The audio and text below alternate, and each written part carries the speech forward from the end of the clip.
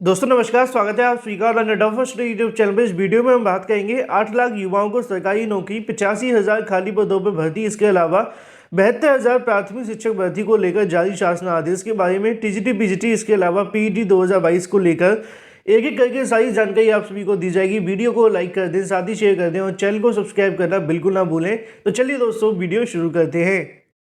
दोस्तों आगे बढ़ने से पहले हम बात करेंगे यूपीएससी पीईटी की बेस्ट बुक के बारे में, जो कि चक्षु प्रकाशन की है। अगर आप इन बुक के साथ में प्रिपरेशन करते हैं तो आप 80 से लेकर 90 परसेंटाइल तक नंबर बड़ी आसानी से ला सकते हैं, जिसमें आपको 2200 से ज़्यादा क्वेश्चन देखने के लिए मिलते हैं। 2 प्रीवियस ईयर सॉल्व पेपर भी आपको देखने के लिए मिलते हैं। इस बुक को आपके सिलेबस और पैटर्न के आधार को ध्यान में रखते हुए बनाया गया है, जिससे कि आप जो भी पढ़ें अपने पैटर्न के आधारित पर ही पढ़ें। इसमें आपको प्रीवियस ईयर क्वेश्चन के साथ साथ मिलते हैं मोस्ट एक्सपेक्टेड क्वेश्चन, जो कि आपकी परीक्षा में आने के लिए संभावित हैं। सभी क्वेश्चन की आप सभी को उत्तरमाला देखने के लिए मिलती है। साथ ही उत्तरमाला के साथ आपको दिए जाते हैं व्याख्यात्मक उत्तर, जिससे कि आपके क्वेश्चन गलत ना हो। अगर आप अपनी तैयारी और भी बेहतर बनाना चाहते हैं तो यूपीएससी पीईटी के लिए चक्षु प्रकाशन की गाइड प्लस प्रैक्टिस सेट को भी परचेज कर सकते हैं, जिसका लिंक आपको वीडियो की डिस्क्रिप्शन में दिया गया है। आप चाहें तो अमेजोन या फ्लिपकार्ट से ले सकते हैं या फिर अपने नज़दीकी स्टोर से, लिंक वीडियो की डिस्क्रिप्शन में है। चलिए बात करते हैं अपनी सबसे पहली अपडेट के बारे में, लेकिन उससे पहले एक छोटा सा सवाल मेरा आप सभी से है कि जब भी कोई टेट या फिर सीटेट या फिर पीईटी आता है तो यहाँ से छात्रों के माध्यम से बहुत तगड़ा विरोध किया जाता है। विरोध की बात में क्या होता है कि ऐसा लगता है कि इस बार तो अभ्यर्थी आवेदन ही नहीं करेंगे, चाहे वो पैट हो, सीटेट हो या फिर टीईटी हो, है ना।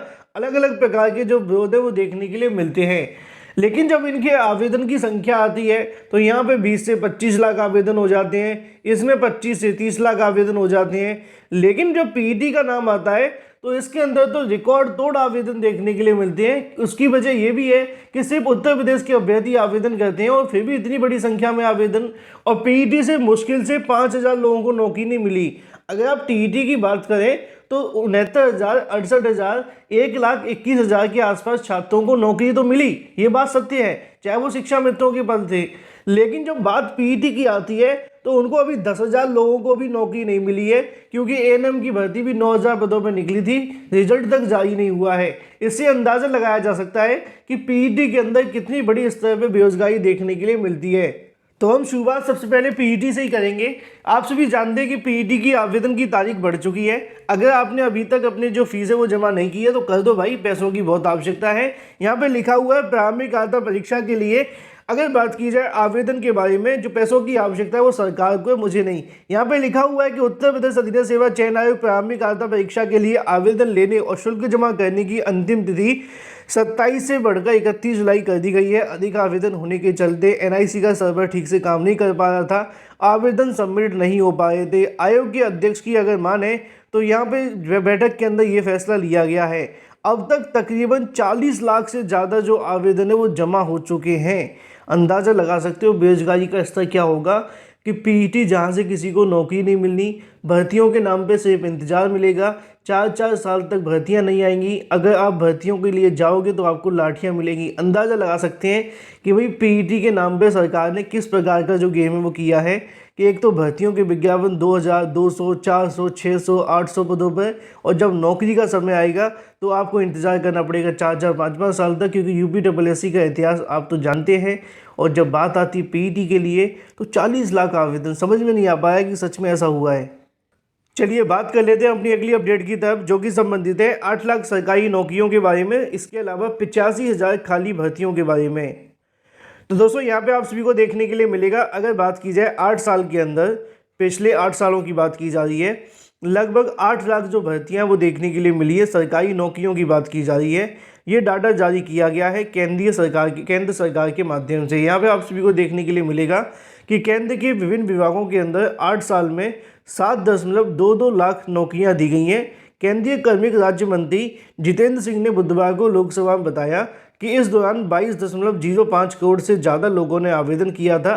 कितनी शर्म की बात है ना, हमारे देश के अंदर हम दावा करते हैं कि हमने 8 लाख को नौकरी दे दी। आवेदन करने वाले तो देख लो 22 करोड़ आवेदन। हमारी जनसंख्या कितनी है, उसका कितना % आवेदन आया, ये देखो 22 करोड़ आवेदन, है ना। 100-125 करोड़ के हम लोग हैं, इससे ज़्यादा ही है चलो। लेकिन समझने वाली बात है कि भाई लगभग 130 करोड़ में से 30 करोड़ के समथिंग आपके पास आवेदन आ चुके होंगे।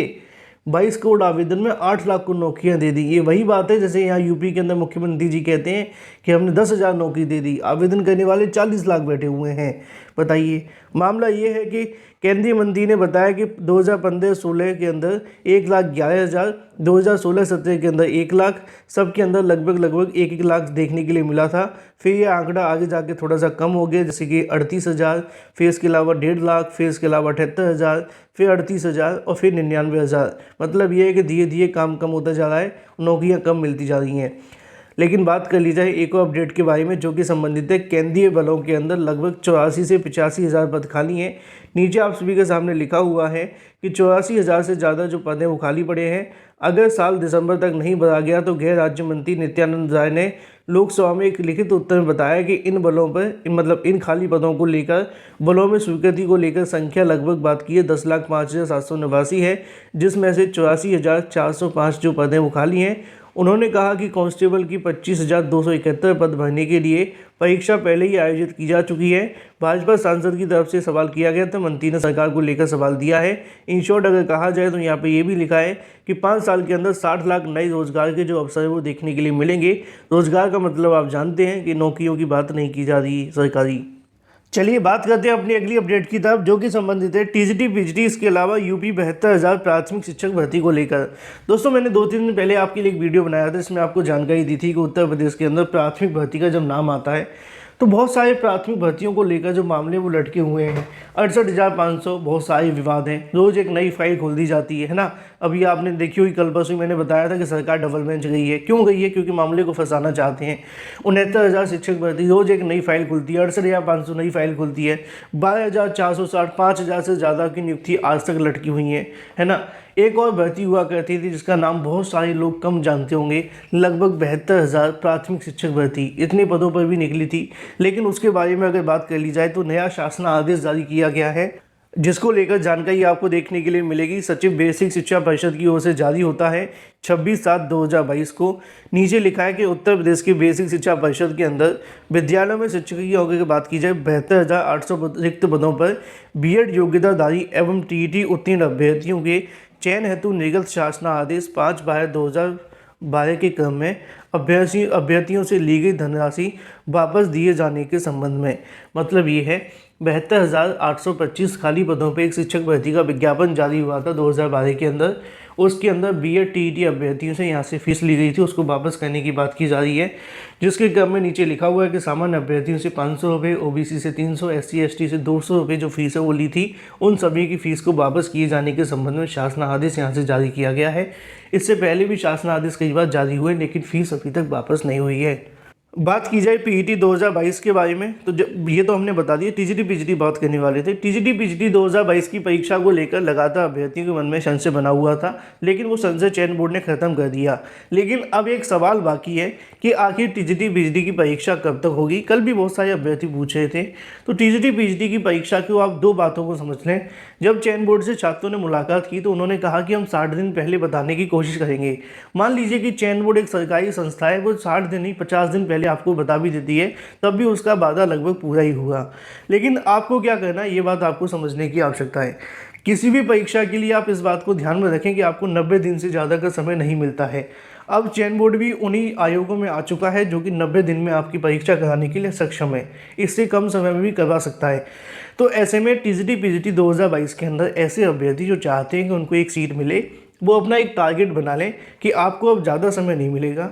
धीरे धीरे करके 1 महीने से ज़्यादा का समय निकल चुका है और आगामी आने वाले 1-1.5 महीने आप सभी के लिए निर्धारित करेंगे कि आप एक सीट लेने में कितने सक्षम हैं और आपको कहां तक पहुंचना है।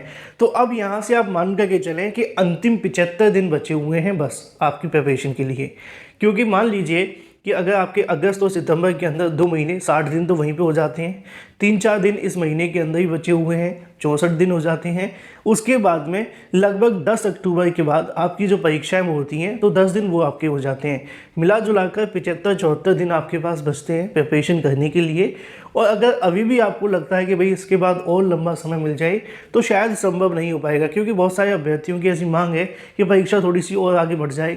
लेकिन क्या आगे बढ़ने से बेनिफिट मिलेगा और क्या परीक्षा आगे बढ़ेगी, ये भी सत्य है। तो ऐसे में जो अभ्यर्थी ज़्यादा इंतज़ार कर रहा है कि टाइम के लिए टाइम अभी भी आपके पास है, 70 से 75 दिन आपके पास हैं। जब तक चयन बोर्ड नोटिस जारी नहीं कर देता तब तक मान करके चले कि 50-60 दिनों का आपको समय और मिल जाएगा। अभी कौन सा चयन बोर्ड ने नोटिफिकेशन जारी किया है? हाँ, आगामी 1-2 हफ्ते के अंदर जारी कर सकते हैं। उसके बाद क्या होगा कि आपके लिए अफरा तफरी हो जाएगी।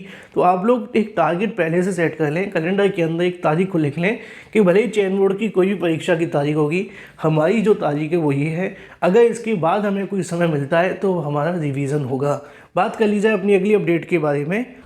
2200 लेखपाल अमीनों को बनाया जाएगा पदोन्नति के माध्यम से राजस्व निरीक्षक। इन शॉर्ट अगर कहा जाए तो 2200 पदों पर राजस्व निरीक्षकों की जो भर्ती है वो होने वाली है। और ये जो आपको भर्ती देखने के लिए मिलेगी वो राजस्व, इसके अलावा यहाँ पर लेखपाल अमीनों को बनाया जाएगा। अब लेखपाल अमीनों के जो पद होंगे वो यहाँ से खाली कर दिए जाएंगे, उनको भी यहाँ से सीधी भर्ती के माध्यम से भरा जाएगा और उसके बाद में यूपीएससी से विज्ञापन जारी होगा। बात करते हैं अपनी अगली अपडेट की तरफ जो कि संबंधित है पीसीएस 2022 के बारे में। पीसीएस 2022 को लेकर परिणाम जारी कर दिया गया है। अभ्यर्थी कट ऑफ का इंतजार कर रहे हैं। लोक सेवा आयोग के माध्यम से अभी तक कट ऑफ का ऐलान नहीं किया है। सोशल मीडिया पर जारी भ्रांतियों के बीच में लगातार अभ्यर्थी कट ऑफ के बारे में कमेंट करते हुए दिखाई दे रहे हैं। आपका स्कोर कितना सिलेक्शन हुआ नहीं हुआ कमेंट करके बताएं और कहाँ तक आपकी कट ऑफ गई इसके बारे में जानकारी आप दे सकते हैं। आपका क्या अनुमान है कट ऑफ के बारे में, इसको लेकर एक स्पेशल वीडियो में जल्द बनाने वाला हूँ। बात कर लीजिए अपनी अगली अपडेट के बारे में जो कि संबंधित है पीसीएस इंटरव्यू को लेकर। पीसीएस के इंटरव्यू के अंदर बदलाव देखने के लिए मिले हैं, उसका जो पैटर्न है वो बदल गया है। लिखा हुआ है कि क्या कानून सड़क पर आंदोलन से निर्धारित होगा। तीनों कृषि कानून के बारे में नाम याद है, सरकार ने क्यों वापस लिए, सही था या गलत था इसके बारे में बताएं। और भी अलग अलग प्रकार के जो सवाल हैं वो देखने के लिए मिलते हैं। अगर आप पीसीएस की इंटरव्यू भविष्य में देना चाहते हैं तो आप इस कटिंग को अवश्य पढ़ लें, क्योंकि इंटरव्यू के अंदर बहुत सारे जो बदलाव हैं वो किए गए। अब जो पैटर्न है बदल चुका है, नए तरीके के क्वेश्चन पूछे जाते हैं, वही घिसे पिटे पुराने क्वेश्चन आपको देखने के लिए नहीं मिलते हैं। तो पीसीएस के पैटर्न में ही बदलाव कर दिया गया है। फिलहाल इस वीडियो के माध्यम से इतना ही।